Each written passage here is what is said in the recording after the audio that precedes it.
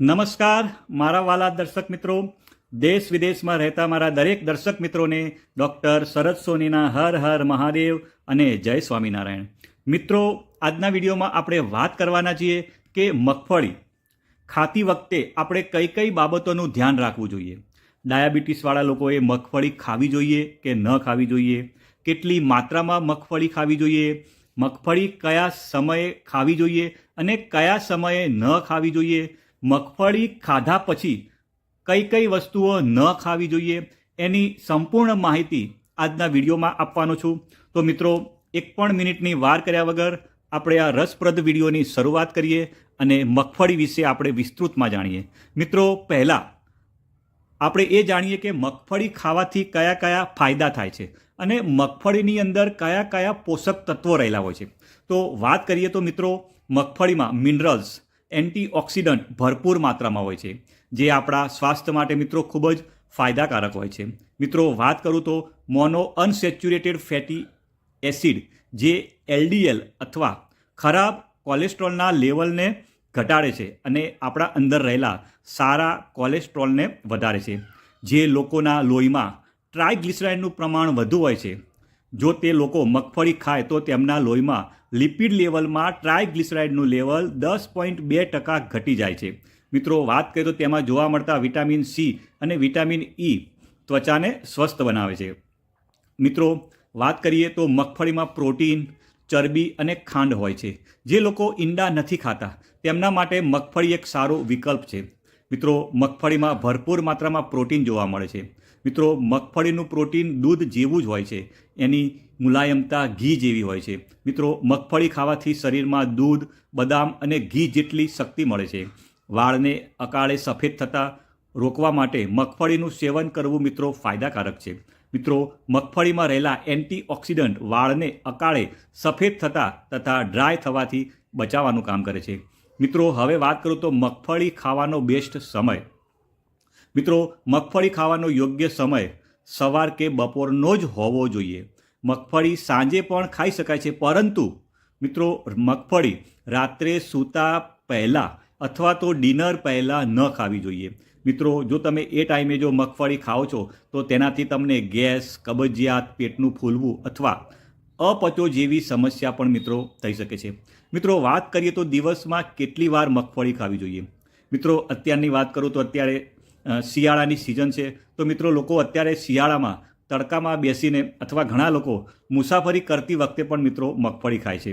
મિત્રો, તેથી જ તેને ટાઈમ પાસ પણ ઘણા લોકો કહે છે. મિત્રો, દિવસમાં આપણે એક દિવસમાં એક મુઠ્ઠી ભર જ મગફળીનું સેવન કરી શકાય, તેનાથી વધારે સેવન કરવું નહીં. મિત્રો, હવે વાત કરીએ તો મગફળી ખાધા બાદ શું ન ખાવું જોઈએ. મિત્રો, મગફળી ખાધા પછી તરત જ કેટલીક વસ્તુઓનું સેવન કરવું આપણા સ્વાસ્થ્ય માટે હાનિકારક સાબિત થઈ શકે છે. મિત્રો, ઘણા લોકો મગફળીને નાસ્તા તરીકે લે છે. મિત્રો, મગફળીના સેવનથી શરીરને ઘણા બધા વાત કરીએ પ્રમાણે પોષક તત્વો મળે છે. આપણે વાત કરીએ તો લોકો મગફળીને કાચી, શેકેલી અથવા બીજી ઘણી રીતે પણ ખાય છે. મિત્રો, મગફળીમાં રહેલા પોષક તત્વો જેવા કે calcium, copper, iron, protein, fibre, vitamin E, magnesium અને ઝીંક આપણા સ્વાસ્થ્ય માટે મિત્રો ખૂબ જ સારા છે.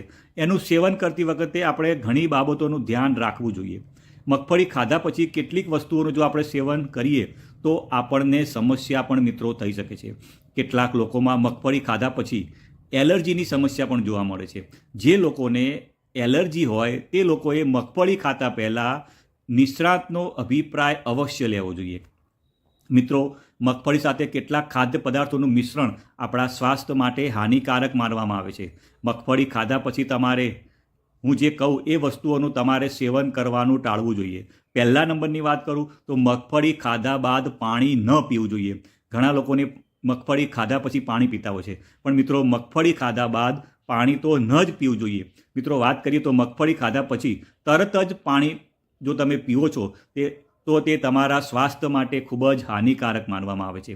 મિત્રો, કેમ? તેની પાછળનું કારણ એ છે કે મગફળીમાં તેલ હોય છે. એ બાદ જો પાણી પીવાથી ગળામાં ખરાશ, બળતરા અને કફ જેવી સમસ્યા થઈ શકે છે. મિત્રો, વાત કરું તો મગફળી ખાધા બાદ આઈસ્ક્રીમ ન ખાવી જોઈએ. મિત્રો, ધ્યાન રાખજો, મગફળી ખાધા પછી આઈસ્ક્રીમ ખાવાથી પણ કફની સમસ્યા, ગળામાં દુખાવો અને ઉધરસ પણ થઈ શકે છે. મગફળીના ગુણ આઈસ્ક્રીમ કરતાં સંપૂર્ણપણે અલગ છે. તેથી મગફળી અથવા પીનટ બટર ખાધા પછી તરત જ આઈસ્ક્રીમ ન ખાવું જોઈએ. મિત્રો, મગફળી ખાધા પછી દૂધ ન પીવું જોઈએ. મિત્રો, મગફળી ખાધા પછી તરત જ દૂધ પીવાથી ગળા અને પાચન તંત્રને લગતી સમસ્યાઓ થઈ શકે છે. એમાં રહેલું તેલ પણ દૂધ સાથે પચવામાં મુશ્કેલ બનાવે છે. તેથી મગફળી ખાધા પછી તરત જ દૂધ પીવાનું ટાળવું જોઈએ. મિત્રો, વાત કરીએ તો મગફળી ખાધા પછી ખાટા ફળોનું સેવન ન કરવું જોઈએ. એનું કારણ એ છે કે મિત્રો, જો તમે ખાઓ છો તો તમને એલર્જી જેવી પણ સમસ્યા થઈ શકે છે. જે લોકોને પહેલેથી જ એલર્જી છે તેમણે મગફળી ખાધા પછી તરત જ ખાટા ફળોનું સેવન ન કરવું જોઈએ. અને બહુ જ વધારે મગફળી ખાવામાં આવે તો પણ તે સ્વાસ્થ્ય માટે નુકસાનકારક છે. મિત્રો, વાત કરું તો કોઈ પણ સારી વસ્તુ હોય, જો એને માત્રામાં જ ખાવામાં આવે તો જ આપણા શરીરને ફાયદો આપે છે. અને સારી વસ્તુ હોય પણ જો તેને માત્રા કરતાં જો વધારે ખાવામાં આવે તો આપણા શરીરમાં ફાયદાને બદલે નુકસાન પણ કરી શકે છે. મિત્રો, વાત કરીએ તો મગફળીમાં સારા ફેટ્સ હોય છે જે વજન ઘટાડવામાં પણ મિત્રો મદદ કરે છે, જે આપણા શરીરમાં કોલેસ્ટ્રોલની માત્રા સંતુલિત રાખે છે. આ કારણે જ આપણે કહીએ તો માખણની જગ્યાએ ઘણા લોકો પીનટ બટરના સેવન ઉપર ભાર મૂકતા હોય છે. મિત્રો, વાત કરીએ તો બાળકોને સવારમાં પલાળેલી મગફળી આપો તો તેનાથી યાદશક્તિમાં વધારો થાય છે. મિત્રો, વાત કરીએ તો પલાળેલી મગફળીના દાણા લોહીના સર્ક્યુલેશનને નિયમિત કરે છે અને હૃદયની બીમારીથી છુટકારો મેળવવામાં પણ મદદ કરે છે અને આપણા સ્નાયુઓને પણ મજબૂત કરે છે. મિત્રો, વાત કરીએ તો મગફળીમાં વિટામિન B3ની માત્રા વધારે હોય છે, જે આપણા મગજને સક્રિય રાખવામાં મદદ કરે છે. મિત્રો, વાત કરીએ પ્રમાણે મગફળીની અંદર એન્ટીઓક્સિડન્ટ ભરપૂર માત્રામાં હોય છે, જે તમારા શરીરને રોગ પ્રતિકારક ક્ષમતા વધારે છે અને રોગો સામે લડવામાં આપણા શરીરને મદદ કરે છે. મિત્રો, મગફળીના દાણા એ એનર્જીનો મોટો સ્ત્રોત કહેવામાં આવે છે. એ જ કારણે આપણે કહીએ તો વ્રતમાં પણ લોકો મગફળીનું સેવન કરતા હોય છે. અને જો તમે નિયમિત પલાળેલી મગફળી મિનિમમ 20થી 25 દાણા જો તમે ખાઓ છો તો તેનાથી તમને ચમત્કારિક મિત્રો ફાયદા થાય છે. મિત્રો, વાત કરીએ તો પલાળેલી મગફળીમાં omega-6 ફેટી એસિડ હોય છે, જે સ્કિનની કોઈ પણ સમસ્યા દૂર કરવાની સાથે ત્વચામાં નિખાર લાવે છે. મિત્રો, વાત કરીએ તો પલાળેલી મગફળી ગેસ અને એસિડિટી સમસ્યા પણ દૂર કરવામાં મદદ કરે છે.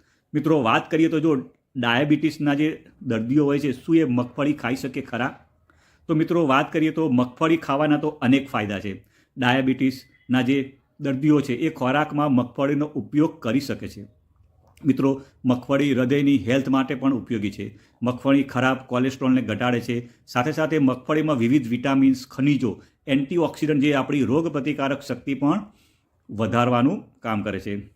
તો મિત્રો, જે ડાયાબિટીસના છે એ લોકો એ પણ ખાઈ શકે છે, પણ એ માપની, જે કીધું એ પ્રમાણે કોઈ પણ વસ્તુ હોય જો માપમાં ખાવામાં આવે તો જ આપણને ફાયદો થાય છે.